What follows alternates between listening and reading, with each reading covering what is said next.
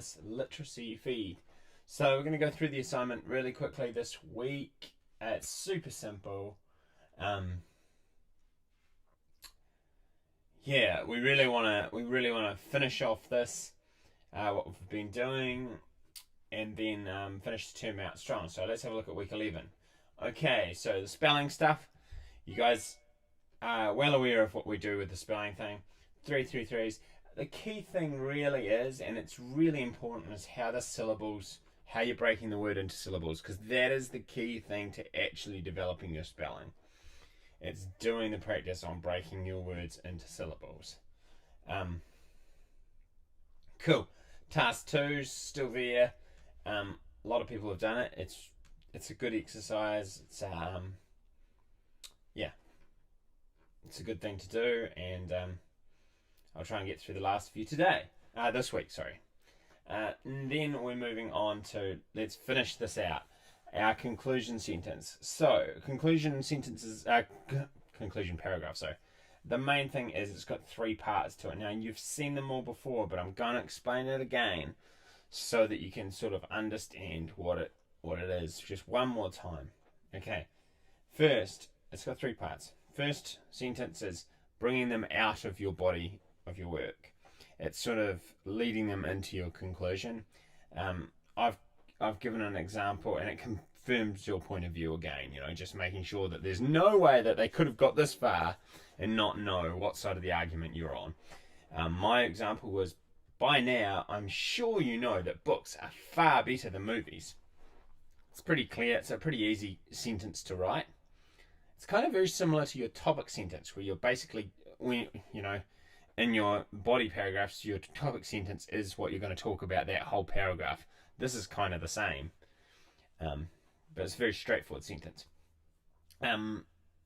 Second sentence really captures your 3 points, so you can't just say it the same way.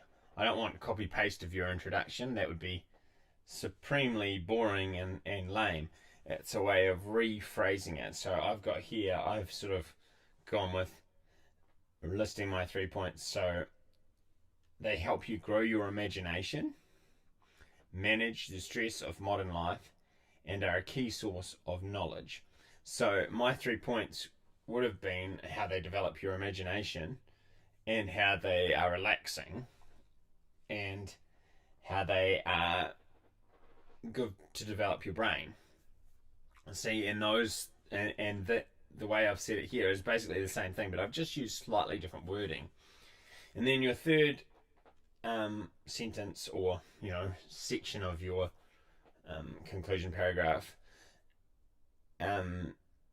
leaves them with kind of a reverse hook. It's something that keeps them thinking about what your argument said. So it you keep on bringing it back to them.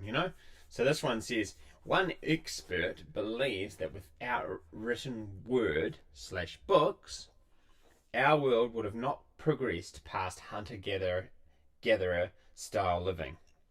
That means no internet, electricity, and yes, no movies.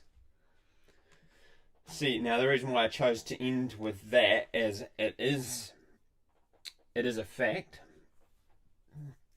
but it's a fact that I've sort of added to by saying, yes, that means, if we hadn't progressed past hunter-gatherer style living, hunter-gatherer means people who live a subsistence lifestyle where they just, they live in little huts and they hunt for their food and gather for their food, and then that's it, and that's their lot in life. So, and then I've brought it even more valid to my point, because I've said that means no internet, that means no electricity, and yes, no movies.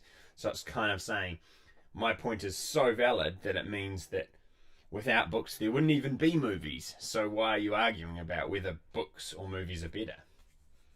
So that was the point in that. So this one, what you've got to do is you've got to write your conclusion, and you're going to be drafting and redrafting, coming back to me. Just remember, the more times you sort of seek feedback from others or seek feedback from me, the more developed your story will your argument will be, and it makes it more valid. You know, every time you do it or redo it or have to redo something, it becomes more developed and it gets better. But yeah, that's it. This week's pretty light on it. We've got a very busy week otherwise, so we're just trying to keep things pretty mellow. But if you haven't finished week 10, you're going to have to finish your week 10 paragraphs before you can write a conclusion. So some people will actually have to do quite a lot of work to get done. Cool, that was it. Simple as. Week 11, done.